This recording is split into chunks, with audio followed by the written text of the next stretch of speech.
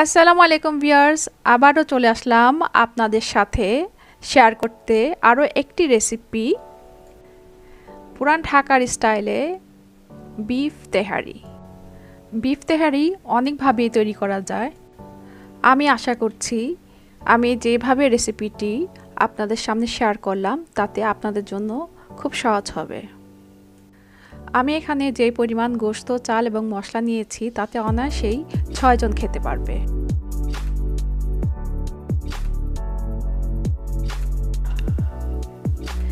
এখন আমি আপনাদের দেখিয়ে দিব আমাদের রান্না করতে যা কিছু লাগবে। আমি এখানে হাড়সহ 1 কেজি গরুর গোশত নিয়েছি। আরও নিয়েছি 3 কাপ বা আধা কেজি পরিমাণ চিনি গুঁড়া পোলার চাল। সাথে আরও নিয়েছি 1 বাটি পেঁয়াজ, 2 টেবিল চামচ লবণ, 1 কাপ পরিমাণ সরিষার তেল,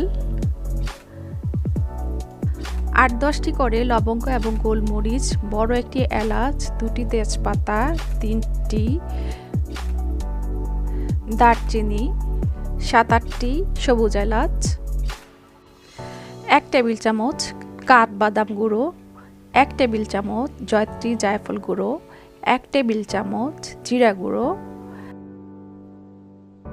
1 টেবিল চামচ গুঁড়ো গরম মশলা, 2 টেবিল চামচ আদা রসুন পেস্ট, 1 কাপ টক দই এবং 15টির মতো কাঁচামরিচ। সাথে আরও থাকবে গোলাপ জল। এখন আমি গোশতটার সাথে বাটা মশলা এবং সবগুলো গুঁড়ো মশলা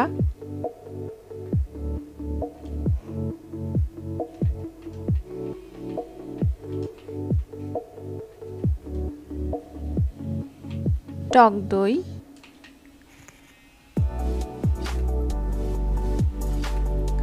1 টেবিল চামচ লবণ, 4 টেবিল চামচ সরিষার তেল, সবকিছু আমি খুব ভালো করে হাত দিয়ে মিশিয়ে নেব এবং ম্যারিনেট করতে রেখে দেব 1 ঘন্টার জন্য।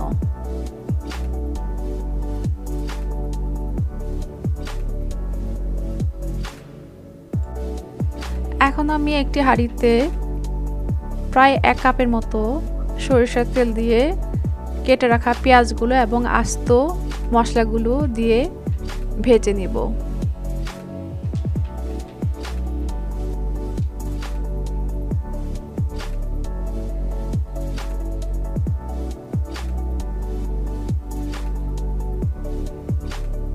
পেঁয়াজগুলোকে আমি বেশি ভাজবো না, প্রায় 50%-এর মতো ভাজবো।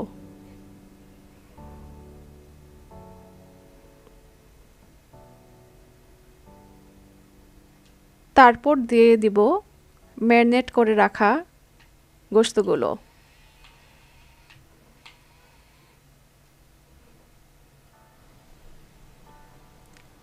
সাথে আরও দিয়ে দিব 4-5টা কাঁচামরিচ।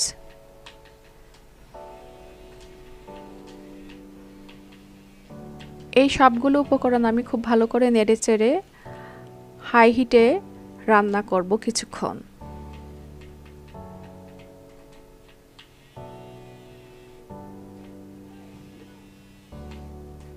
এখন আমি মিডিয়াম হাই হিটে এই গোশতটাকে 30 মিনিটের মতো সেদ্ধ করতে দেব।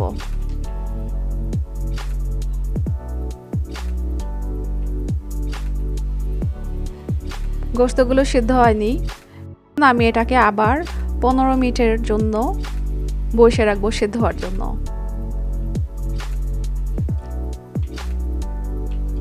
এই তো দেখা যাচ্ছে গোশতগুলো প্রায় হয়ে গেছে। আমি ঝোলটাকে একটু শুকিয়ে গোশতগুলোকে তুলে রাখবো একটি বাটিতে।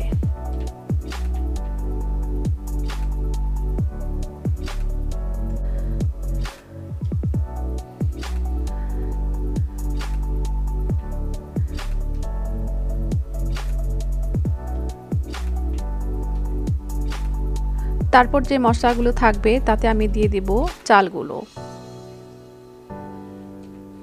সাথে দিয়ে দিব বাকি কাঁচামরিচগুলো। এখন আমি এই চালগুলোকে মশলার সাথে খুব ভালো করে মিশিয়ে একটু ভেজে নেব।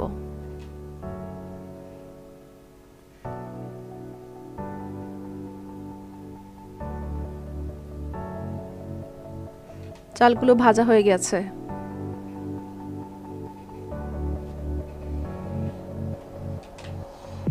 চালগুলোকে আমি ঠিক 5 মিনিটের মতো ভেজেছি।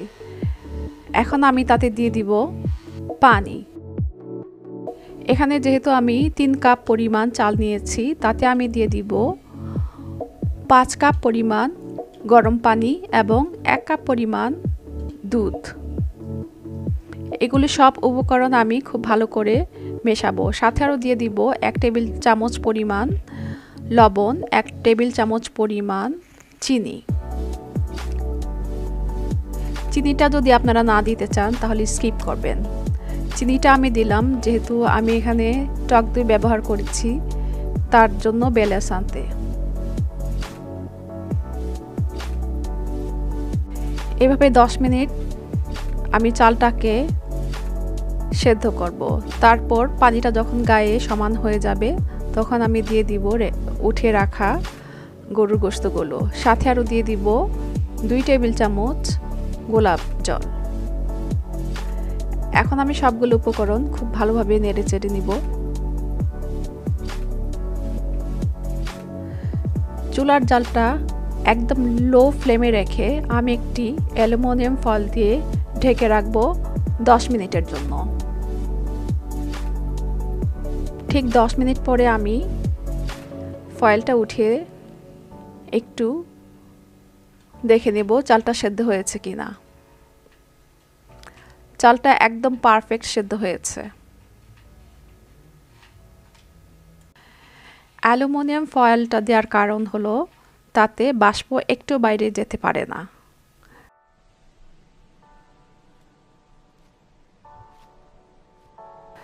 আপনাদের কাছে যদি অ্যালুমিনিয়াম ফয়েল না থাকে তাহলে আপনারা একটা লং বা একটু টিস্যু পেপার দিয়ে ঢাকনির ছিদ্রটা বন্ধ করে দিতে পারেন।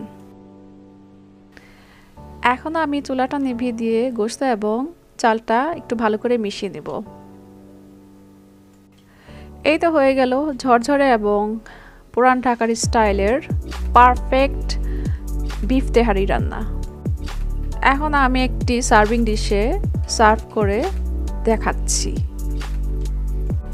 সাথে আর দিয়ে দিলাম লেবু, কাঁচামরিচ, শসা, টমেটো এবং একটু কাঁচা পেঁয়াজ। আমার এই রেসিপিটা যদি আপনারা ফলো করেন আশা করছি খুব সহজেই বাসায় রান্না করে বিফ তেহারি খেতে পারবেন।